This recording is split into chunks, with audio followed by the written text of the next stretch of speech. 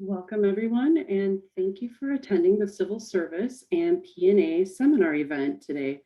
My name is Missy Juliet, and I am Chair-elect for the Civil Service Senate. We are delighted to see such a great turnout for this virtual event, as many more are still joining. Our topic today is mindfulness, morsels, and movement feeding the body and mind. I'm sure we could all use a bit of all three as we're hitting the halfway mark of winter. Our first presenter, Robin Schow, joins us from the Use Healthy Foods, Healthy Lives Institute. She is a public health nutrition educator specializing in interdisciplinary and cross-sector collaborative programming, curriculum development, and research that explores the complex interplay between food choice, food skills, food systems, and human and environmental health. Rounding the hour is Viann Nguyen-Feng, PhD and MPH. She is a counseling psychologist and assistant professor in the Department of Psychology at the University of Minnesota Duluth and directs the Mind Body Trauma Care Lab. Dr. Nguyen-Feng's work combines psychology and public health through aims to increase access to holistic, trauma-informed mental health care and to promote inclusivity through community engagement. Without further ado, please welcome Robin and Viann.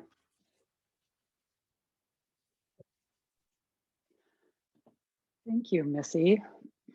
Thanks for that kind introduction. Let's see, I guess it's my introduction. All right, I'm sharing my screen. I hope everyone can see it.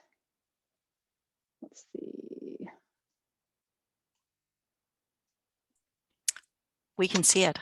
Excellent. So thanks for the introduction. I'm happy and excited and a little nervous to be here talking with you about foods and mental well-being.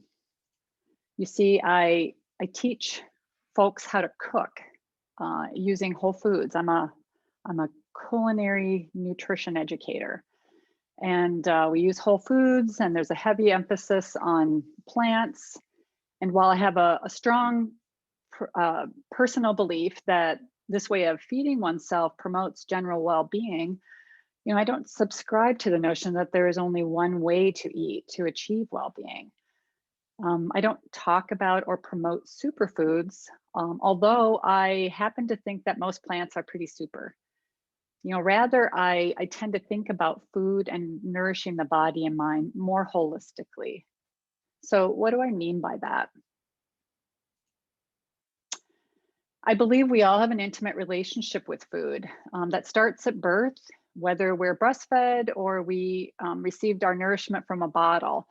We learn early on that food is related to attention and focus, physical contact, conversation, warmth and touch, all of which just lay the foundation for how we relate to food. And it often means sheer bliss and comfort.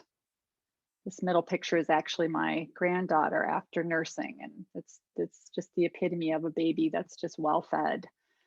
And how many of you have fond memories, really, of warm, happy feelings of a particular food prepared by someone you love? I have a hunch it wouldn't be hard for you to come up with that. So although food consists of macro and micronutrients that are essential for sustenance, when we eat food, we typically eat with others. And in my opinion, our eating experiences are greatly enhanced when we share food in community with other people. Because we eat in community, not only do we share food, but we share stories and laughter. We make connections. Somehow the food tastes better. And maybe we're willing to try new things because someone else tried it and liked it. So when I talk of having a more holistic philosophy about food and nourishment, I believe that these social aspects of eating are just as important as the whole foods that we prepare in our cooking classes. And although I have the skills and the expertise to point folks in the general direction of a healthy dietary pattern, I'm also very aware that making recommendations about what food to eat or not to eat can be fraught with challenges due to the fact that we had this emotional relationship with food that's influenced by, the non-nutritive factors like family and culture, religious rituals, and history, all of which may be associated with, a comforting memory or other emotional state. So I'm tentative in my approach to offering nutritional advice. I want to be clear that what I'm about to share is based on my experience as a practitioner of culinary nutrition and my understanding and study of basic nutrition science. But I'll also share a little of the latest nutrition science on the subject of food and mental well-being.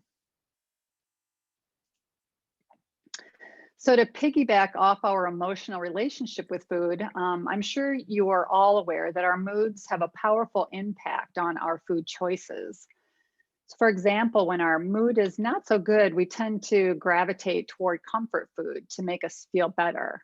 Think ice cream, macaroni and cheese, snack chips, or pizza, which, as you can, see, they tend to be, less healthful. And likewise, when we're feeling pretty good about our general state of health, say after a nice, bout of exercise, or maybe a little meditation or whatever, we might go for the more healthful choices like broccoli and brown rice or chicken breast and salad. So our moods dictate food choice, but it's also the case, and research bears this out, that diet quality is also linked to mental health, in particular depression. So in other words, unhealthy foods or unhealthy dietary patterns can have a negative impact on moods. And so these are just the results from abstracts from some research that has looked at depression and various dietary patterns. As you can see, the Mediterranean dietary pattern has been associated with a reduced risk for depression. An increased incidence of depressive symptoms that is associated with progressively higher dietary glycemic index. And the glycemic index is a measure of the way our body metabolizes carbohydrates in our body. So you can see that dietary inflammation is related or associated with depression. It's also related to changes in our gut microbiome. And there has been research, the SMILES study found that dietary improvement was efficacious and readily available as a treatment for major depressive episodes. And I have a link at the end of my slide presentation that shows the authors and such for this research if you want to dig deeper.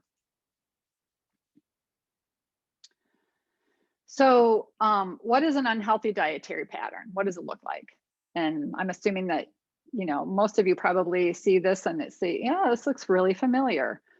The unhealthy dietary pattern includes a lot of refined carbohydrates, especially sugar, saturated fats and unhealthy industrial fats, processed meat products and red meat. It's basically high energy dense foods with low nutrient density. This dietary pattern really sets the stage for chronic inflammation and oxidative stress and insulin resistance.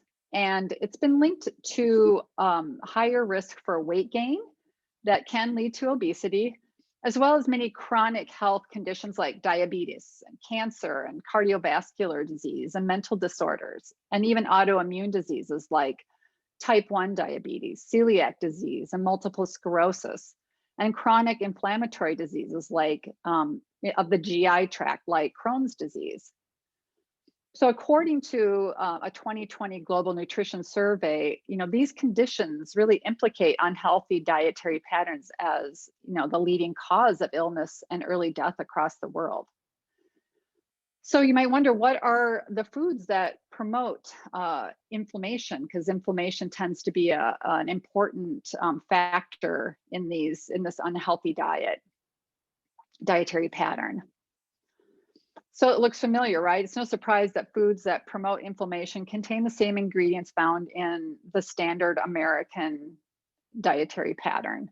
So you might have seen the SAD is an acronym for the standard American diet. Well, this is a reason, and it's a good acronym, and it's true. So although scientists are only beginning to understand the role of inflammation in major chronic diseases, there is an increasing interest and growing body of research that brings attention to the effect of the diet on the inflammatory process. So understanding that link may help researchers identify specific dietary patterns and foods that will reduce chronic inflammation and improve health. So inflammation is not all that bad, but when it wreaks havoc in the body, many body systems can go awry. Inflammation can be both a positive and negative factor to our health. Many of us fail to see why it's beneficial to our health. We're only kind of focused on tend to focus on, removing the inflammation, because that's, we hear about the anti-inflammatory diet and the dangers of inflammation. But inflammation is the body's natural immune response of swelling to any injury or attack. It's the body's way of protecting itself against damage to healing wounds or invading pathogens. And though too much inflammation has the potential to negatively impact health, I'm going to talk about the two types of inflammation. There's an acute inflammation, which is the type that lasts for a few hours or a few days, and it's kind of the type that flares up when the body is trying to heal itself. And then the too much inflammation is chronic inflammation, and it has a longer duration, and it's typically where the tissues are associated, or the issues are associated with inflammation, that comes from it. So chronic inflammation can lead to destruction of tissues as some of the enzymes that are released deteriorate cell tissues. And it can lead to a number of diseases, as many of the factors known to cause chronic inflammation also cause chronic diseases. As I had mentioned earlier, some of those chronic inflammation diseases include, the type 2, the cardiovascular diseases and the metabolic, syndrome diseases. So if, chronic inflammation, is so kind of increased, it's bad. It comes from a lot of the foods that we eat. So what is, could a poor diet increase the risk of mood disorders as well? And so, and what are those foods that promote chronic inflammation? So here are some common foods that are inflammatory. Refined carbohydrates, like white flour products, bread, crackers, white rice. There is research that has shown that processed carbohydrates may even trump fats as the main driver of escalating rates of obesity and other chronic conditions. These high glycemic index foods fuel the production of advanced glycation and products that stimulate inflammation. Sugar is another, it is a refined carbohydrate, but it's a kind of a category of itself because it's so ubiquitous in our world, and it's hard to resist, desserts and pastries and chocolate bars and sodas. But the American Journal of Clinical Nutrition has warned that processed sugars trigger the release of inflammatory messengers called cytokines, and that is something we don't want to happen in our bodies, obviously. And then we have saturated fats are commonly pro-inflammatory, and there have been a number of studies that have shown that saturated fats can trigger fat tissue inflammation, which is not only an indicator for heart disease, but it also worsens arthritis inflammation. Pizza and cheese are the biggest sources of saturated fat in the American diet. And then trans fats, of course, the Harvard School of Public Health kind of put the, sounded the alarm on trans fats back in the 1990s, and it's known to trigger inflammation. And it's found in fast foods and fried foods and many processed foods. So while experts can agree that changes need to be made to improve the standard American diet, they don't have enough solid research to know exactly what those changes should be. So, however, a good first step is to focus on dietary patterns that have been researched and shown to improve key health indicators. So, populations that adhere to the so called Mediterranean diet have been extensively studied to understand the health impacts of this way of eating. Research has consistently shown that the Mediterranean diet is effective in reducing the risk for cardiovascular diseases and overall mortality. One study examined a range of underlying mechanisms that might account for this reduction and found that changes in inflammation, blood sugar, and body mass index were the biggest drivers. So there's not one standard Mediterranean diet. There's at least 16 countries that border the Mediterranean Sea, and the eating styles vary among these countries and even among the regions within each country, because of the differences in culture and, ethnic background and religion, economy, geography, agricultural practices. However, there are some common factors, and it's primarily a plant-based eating pattern that includes a daily intake of whole grains, olive oil, fruits, vegetables, beans, and other legumes, nuts, herbs, and spices. And other foods like animal proteins are eaten in smaller quantities, and the preferred animal protein tends to be fish and seafood. So one interesting finding of this eating pattern is that it dispels the myth that people with or at risk for heart disease must eat a low-fat diet. So although it does matter the type of fats that we eat, the percentage of calories from fat is less of an issue. So there's a lot of evidence that the Mediterranean diet and plant-forward dietary patterns reduce inflammation. So what are thought to be like specifically what are foods that are known to be anti-inflammatory? So here are some common anti-inflammatory foods. So obviously we have plants, we have, the variety of vegetables, fruits, whole grains, legumes. We have antioxidants, which obviously, incorporate, our plants have a lot of antioxidant properties. And, specifically the green leafy vegetables and the berries. And there are some, spices like ginger and turmeric that also have these properties.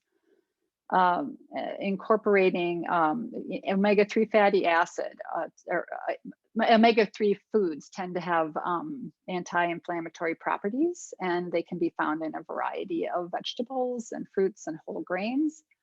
And then, of course, nuts are another important food to incorporate into an anti-inflammatory diet. So next, I'll share some practical ways to get more anti-inflammatory foods in your own diet. So you can consider, these are sort of three, increasing your fiber, increasing your phytonutrients, which is also, this bioactive plant compound that's found in its plants. It's, has health generating properties, and then healthy fats. So ways to increase your fiber might be to, increase your, snack on apples, berries, carrots, and hummus, instead of snack chips. Try changing and increasing your whole vegetable and fruit intake. Gradually add whole grains to your diet. Maybe switch up your white rice with half brown rice, half white rice. Add beans to 3 meals per week, and consider having small handfuls of nuts for a snack. Incorporating dark green leafy vegetables, you can try adding them to a meal, one meal a week. If you're like tentative to adding them, I would say you can add it 1 meal per day each week. So you can add adding green, orange, or red, orange, yellow, and vegetables and fruit. Gradually making your plate, when you look at a plate, half of it full of vegetables, mostly a little bit of fruit, that's a great strategy. And then we have turmeric, chilies, try adding these spices and these interesting flavors to your favorite recipes and just experiment. And then incorporating healthy fats is just sort of switching out the fats you use. If you use a lot of, you know, vegetable oils that are just, called vegetable oil, maybe think about adding, olive oil and sesame oil, or avocado oil to your repertoire, and consider, making your own salad dressings using these types of oils. And then increasing your fatty omega-3 fatty acid intake. You can do it through eating fatty fish, but you can also get it through some plants like walnuts and flax seeds and chia and hemp seeds. So when we nourish ourselves, it's important to treat the body and the mind together. Feeding ourselves a healthful dietary pattern is an excellent step, but it's also important to take care to reduce stressors. Try to find the right work-life balance. Go outside and enjoy nature. Spend time with people that you enjoy. Eat together. Aim to get good sleep and breathe. Breathing slowly, gently, deeply helps us to be calm and relaxed. So paying attention to that moment to moment experience of eating can help you improve your dietary pattern. Thank you.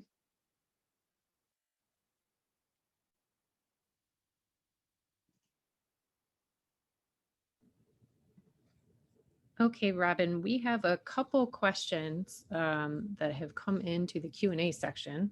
So the first one was, you discussed sugar, but what about honey?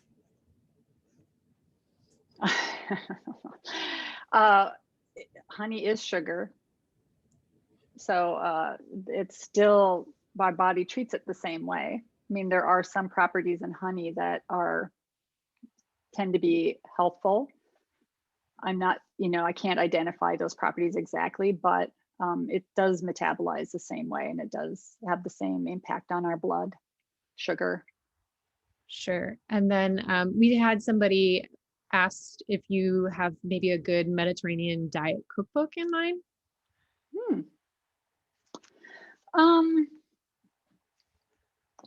Let me look at that. I don't really, I'm terrible with cookbooks. I think I know a lot of cookbooks that are, focus on plants. And I would say I can post those and have somebody, sort of, I have a list that I tend to give to folks when I do these webinars and people ask for recipes or for books. I'll post those.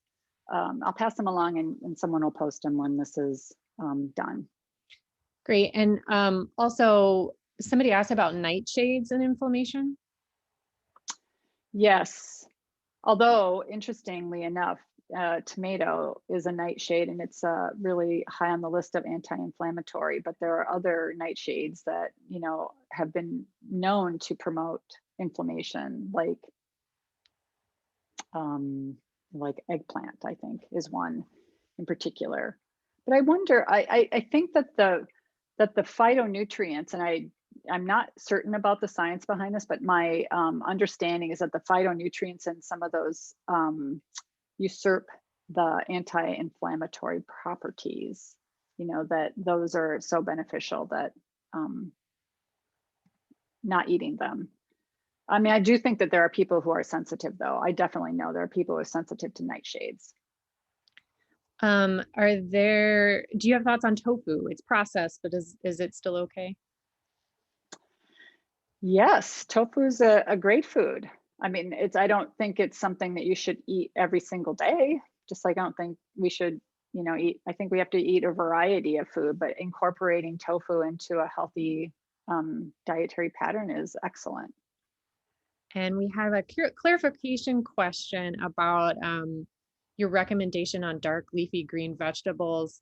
I think they saw it as maybe one per week. Did they read that correct, or is it one per day? It meant one per day. Okay. I need to change that slide. Thank you. When I saw it, I was like, oh, that's wrong. No, it's one per day. Thank you for correcting that. And then, oh, so many questions. We might have to send some of these to you to include when we send out slides for the event, but how can we help people make healthier diet choices without making them feel guilty about causing their mental health issues when there's so many other factors? That is so huge, and that's why I'm really careful, and I mean, it's so much more than just what you put in your body. And there are, the social determinants of health certainly play an important, role in this, and I don't want to um, represent that, or sell a healthy, that you have to eat a healthy diet, because it's really a strategy to help folks, not necessarily um, to help folks and their moods. It's not necessarily to look at it as, if you don't eat this way, you are, you need you deserve this mental disorder because of, that's just not the way it works. So I do think that people need to be very mindful of the fact that this, promoting healthful diets is not about shaming. Yeah, a complete change of course. We have somebody that said, I'm a competitive athlete. I need high glycemic carbs before my workouts. What food should I aim for? Hmm. Well, I think that there are plenty of fruits that are high glycemic, that are carbohydrates that are helpful. There's certainly, I'm not saying, this doesn't mean that you don't consume, sugar. There's plenty of varieties of sugar. Agave is a sugar that, kind of has a slower, supposedly has a slower glycemic load that it places on us, but you're still getting, the punch that you need. But it's not to say that you shouldn't eat it. It's just that, being mindful of, how much you consume throughout, your day. It's a dietary pattern. Sure. And one last one that we'll have to move on and give the other questions to you to maybe answer later. But living alone during the pandemic means eating alone. Do you have any suggestions for how to motivate people towards healthy and regular eating habits when meals are all alone? Yeah, this is really tough and unusual to do. This is awful. The situation, eating alone to me is, can be enjoyable, but it also can be, a time to just sort of recognize that you are alone, when you're eating alone. I have, my mother-in-law, we Zoom with her and sometimes eat together. We have, had like, it sounds really weird, but it's just sort of a way to connect around this food, because that's something that we have always done together, is eat together, and we can't be together.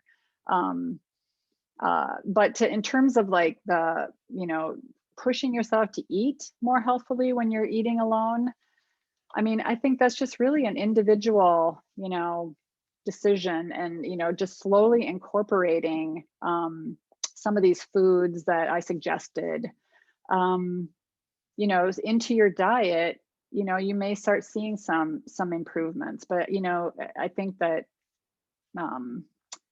that's a tricky question. And hopefully we won't be in the state of, eating alone much longer. Great, thank you. I think we're halfway through, so I think we're going to switch Yeah. gears. If we do have some time at the end, we could maybe revisit some of these questions. Okay, I'll look at them too.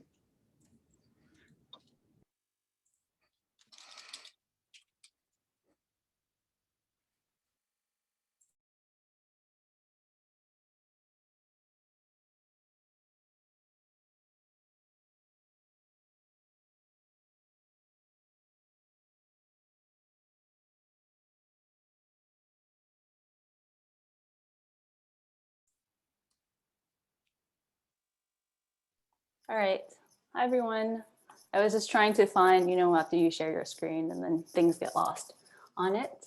So I'm Viann, and thanks for having me here today. I kind of felt like this was like a secret meeting, joining the the Senate for, your semi-semesterly meeting. So thank you. And I just want to say I also really love this title that you all put together. As somebody who's a fan of play on words and all of that jazz, this, the alliteration really spoke to me. So we will start off. Well, I guess I have another shout out in terms of the advertising for this. I first saw this and I thought, oh, okay, it's somebody who's not facing us. And then I did a second look and I noticed that the person was just not facing a laptop. I thought about how we don't often do that. And I think that's essentially the point of what I hope to bring to you all today. This idea of us zooming out in order to zoom into ourselves. Even though it's somewhat ironic, because I'm aware that we're all on Zoom right now doing this, but I think that there are ways to be on Zoom and also zoom in. So my hope today is to provide 4 strategies or 4 foods for thought for you all to take away and consider using in your everyday computer life per se, because this is not our everyday, all the time day.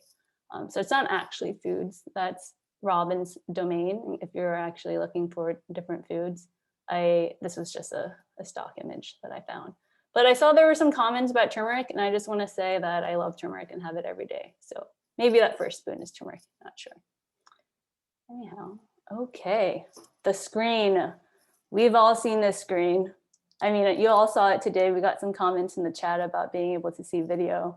So, when you see the screen, it's like, oh my gosh, what's going on? My video's on. The red thing isn't there. Like, where am I? And then, I don't know, you realize you gotta move that little thing across your webcam or something like that. Well, I just want to assure you that right now, you don't need to see me at all. So it's not because this isn't my best hair day or anything like that.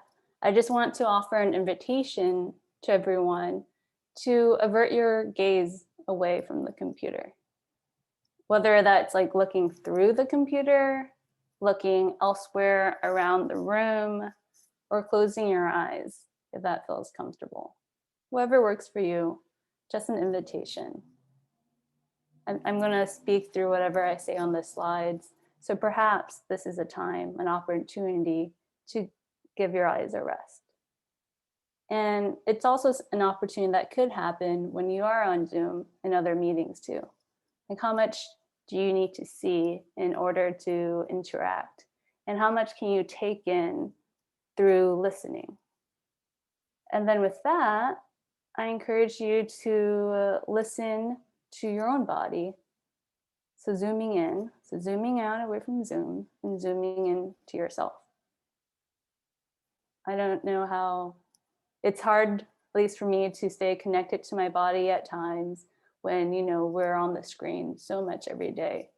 So allow this to be a moment in which you can reflect on what's going in your body and then see what it needs right now. So the word movement was in the title, and I won't guide you through any specific movements in any way, but you can use this time, if you'd like, to see what kind of movement your body needs. Maybe you just realize you've been slouching and you wanna, do you hear my wrist crack? Maybe you wanna squeeze your wrist because it's been on that trackpad, laptop trackpad or mouse. You wanna maybe move your shoulders, or maybe you just haven't felt like the entire length of your body all day. So just anything that you feel like your body needs right now. So taking your visual focus away from Zoom and into yourself. So that's my encouragement on this slide. And knowing that I'm going to advance to the next slide, and I won't take offense if you don't look at the slide or me. Plus, I won't know. If you do have any questions, you're welcome to type them into the Q&A though, and I'll keep an eye on that. Okay. The second invitation that I want to offer today is just noticing your chair. So we are so glued to the seat of our chair, and sometimes it feels like it's not separate from us. And I think there's a way for us to be in our chair in front of a computer and be separate from it. I don't quite mean simply standing up or getting a standing desk, because those can be luxurious. I mean, we can stay in our chair and literally not be touching it in any way. So first, I want to preface this in the sense that I am not an ergonomic expert in any way, shape, or form. I imagine maybe some of you are, because I know I had an ergonomist come to my office back in the day when we were in person, and I learned so much about chairs. It was unbelievable.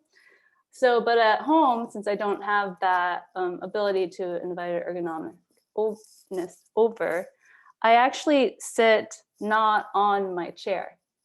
So yes, my chair is there, but there are literally 3 things between my actual being and the seat of the chair. So I have a yoga block, a pillow, and a stuffed cat. Stuffed. So it's like a teddy bear, but that's a cat. So just, yeah, FYI. And the purpose of that is kind of to elevate me. And so one, my elbows are at a 90-degree angle and slightly, or yeah, ish. And so I can type with my shoulders like not slunched over. And with that, depending on what you place on the ground too, so right now my feet actually kind of hover. And so with that, I can stretch my legs pretty easily, or I can put things underneath my feet if I want them to be at a 90-degree angle. And also, your back doesn't necessarily need to touch the chair. I mean, there is the idea of like sitting up straight, and usually, at least my chair, it's pretty reclined. But I also use a softball to place between me and the back of the chair as a way to maintain that straight-ish back. And also, it allows for a little bit of a massage. So I'd show it to you right now, but it just rolled away, which happens sometimes during Zoom meetings. And I'm just like, oh, sorry, that sound was my softball hitting the ground and rolling away. So that happened a little bit ago as Robin was speaking. I didn't want to get up in case anything happened, but I'm looking at it. And so these are just opportunities, ideas, food for thought for you to consider, that although we are on our chairs, you know, however many hours a day, we don't have to literally be on it. We can be separate from the chair. So, and for those who are curious, this slide literally just had a chair. So you really don't need to look at it. You can continue averting your gaze if you'd like.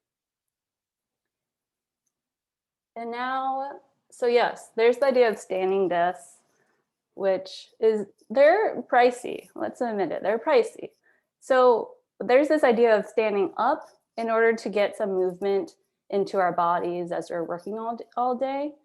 And I also want to bring forth the idea that we can also lower ourselves and sit down on like closer to the ground. So this idea that like every day we spend some time on the earth, on the ground.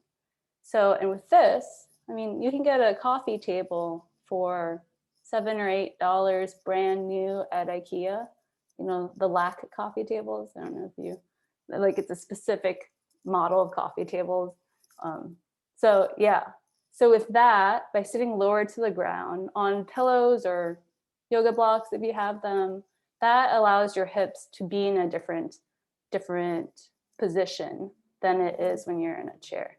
So that way you can open your hips, and with the blocks or pillows or stuffed cats, stuffed animals, whatever you have, blankets, then you can find that degree that works for you. So I actually eat all my meals like over there. And this place is just, so this is my dining room where I do work. And then my living room on the coffee table is where I eat. So it's all relative in terms of what a desk is, what your working space is. So that's just like the third food for thought. What's a desk? Do you have to be standing, or can you actually lower yourself?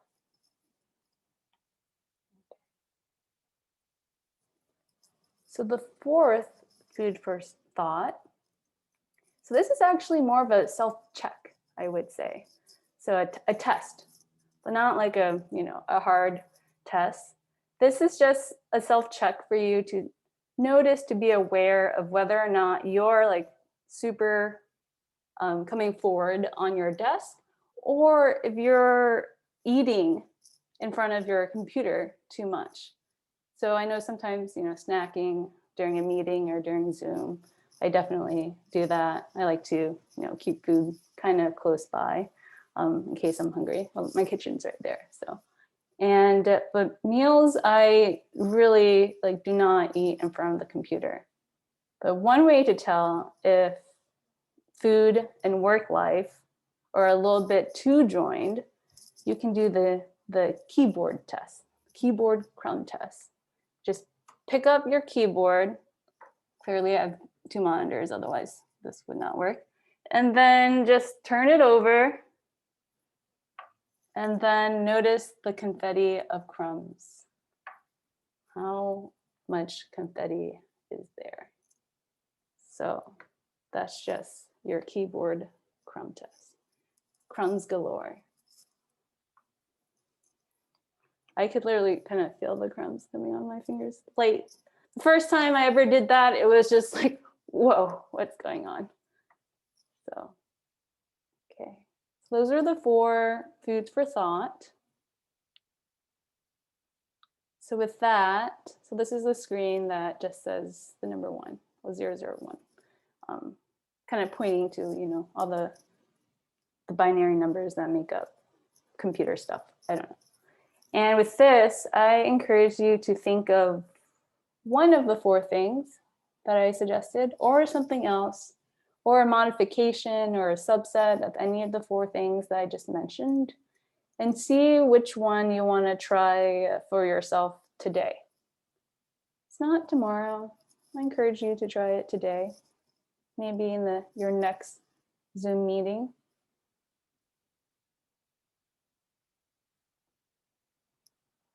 And you can choose to write it down, typing it on your keyboard or writing it on a notepad. But since in the spirit of trying to avoid all the screens and monitors, see if this is something that you can remember, hold in your mind, and allow that to be a practice onto itself. So also keeping in mind that the 4 foods for thought that I mentioned, it's going to look different for everybody in terms of what you readily have available in your home, how your body is feeling that day, a lot of different things. So really adapt things for how they work for you in any given moment and how they work for your body at any given time. So with that,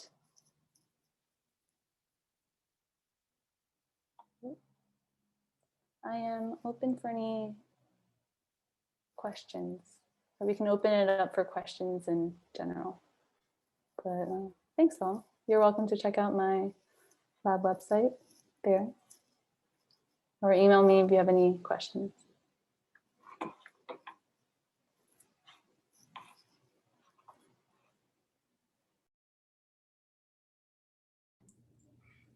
We did have one thing in the Q&A section that somebody mentioned they got an ironing board and used that as a standing desk. Oh, that's clever. Where do they put the ironing board? I'm curious. Just on their desk. Let's see if they chime back in. I do have a little brain laptop stand that I put on my kitchen counter. I look over there because I can literally see it right now. So then I can stand in my kitchen too. Just random places to work. So yeah, just so I can, when I want to look out my window and type at the same time. And I like the iron board idea. Right, because I think it's really adjustable. You know, you Yeah. put your laptop on it and adjust it to your height. We did have someone say that they're definitely so going to work from the floor after yes. talk. We had another question. Can you talk a little about the work that your lab does? Oh yeah. Also, I just realized I didn't scroll down on the Q&A, so that's why I didn't notice when I was speaking. So the main purpose of my lab is to increase access to holistic trauma-informed mental health care through a variety of methods, usually trying to focus on community engagement as well as inclusivity with technology, but technology is a limited resource for many. And the idea of holistic or mind-body care can sometimes be stigmatized or misunderstood in some certain community organizations or groups. So part of my work is like demystifying that and bringing it out to the community. So in terms of mind-body practices, that includes the integration of mental and physical health, as well as trauma-sensitive yoga and movement-based therapies. So, yeah. And yes, I can link to the website. I will add that to the chat now. It's mindbodytrauma.care instead of .com. That leads to it too, but I feel like it's not really a company or an org. So let's see. Oh, all right. Thank you all for. Yeah, so we did have a question. What is trauma-informed yoga? Yeah. So I think a lot of ideas of yoga nowadays is this westernized concept in which yoga at studios is really focuses on physical poses, whereas that is only 1 out of the 8 limbs of yoga. So, and trauma-sensitive yoga moves away from a focus on physical pose attainment, and they're not so poses, they're more, the idea of them is behind bodily forms and shapes and feeling into your body. So like the idea of zooming in too. So the big word with trauma-sensitive yoga is interoception. So this idea of us being able to feel what's going on inside of us, our bodily sensations, the emotions that relate to our body movements, with this idea that trauma is held in our bodies. Like our body, even though it's in the present, it holds the trauma and the messages from our past. So trauma-sensitive yoga is less about the actual physical forms, but more so about how tuning into the cues within your body. And how that looks like in practice is the language is a lot more invitational, presenting many options, allowing people to move in rhythm with their body versus command-driven language and having to do this one specific pose in which there's an attainment to look like this one specific shape. So all forms of movements, they serve their purposes for different people at different times. Yeah. Wonderful. Joy asked, do you have any ideas for a slide to use or a quick way to incorporate your techniques into synchronous Zoom classes for undergrads? Any ideas? I think well, the PDF of this will be emailed out. And if it's one slide,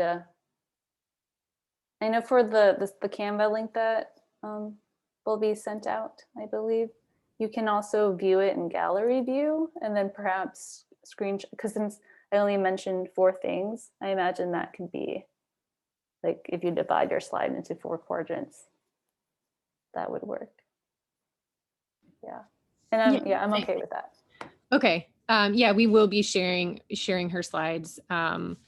Somebody did ask, is there further reading for trauma-informed yoga? Yeah, I will definitely, I'll put a link in the chat now. So there's the idea of trauma-sensitive yoga originated out of the trauma center at Justice Resource Institute in Massachusetts. So a whole body of work has come out of that. And they have a whole research page with resources there. So I can quickly put that in the chat. So it's traumasensitiveyoga.com, and under resources, it says research.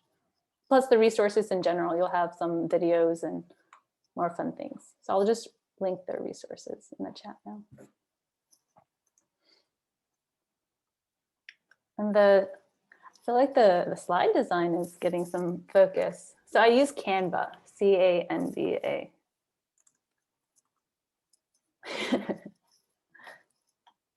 I like the suggestions for standing desks. There's a tall dresser. Nice. Oh, it was a TikTok idea. Baskets from the craft store to make a standing desk. Oh, curious about that.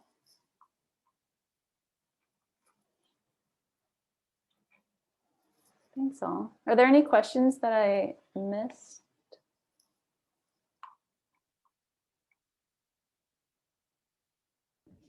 Not that I can see. I think you caught all of the ones. Oh, multiple monitors. Yeah. It's true. Unless you have a pseudo permanent setup that's low or something. But yeah. Yeah, just as a reference, I think you're responding to someone said, I need multiple monitors to work effectively, which hampers flexibility with where I sit. Mhm. Well, you all have my website link, and which has my email address, which will also be sent out. So you're definitely welcome to contact me and share the slides in whatever way is fitting. Thanks all. In closing, this is Missy Juliet again. Robin and Viann, we want to thank you on behalf of the Civil Service and PNA Senates for coming to speak with us today on ways that we can practice better self-care. This was it was incredibly interesting and informative, and we are extremely appreciative. As a reminder, I did want to let you all know that the elections for both the Civil Service and PNA Senates are coming up. Please consider participating or in a subcommittee. Every voice matters here. And if you are interested in learning more about Senate governance, please go online to the University Senate website at usenate.umn.edu, and I will drop a link in the chat. We very much value your feedback and participation at our events. We ask that you please fill out our post-evaluation, which you will receive via email along with the presentation. Thank you to everyone and enjoy the rest of your day.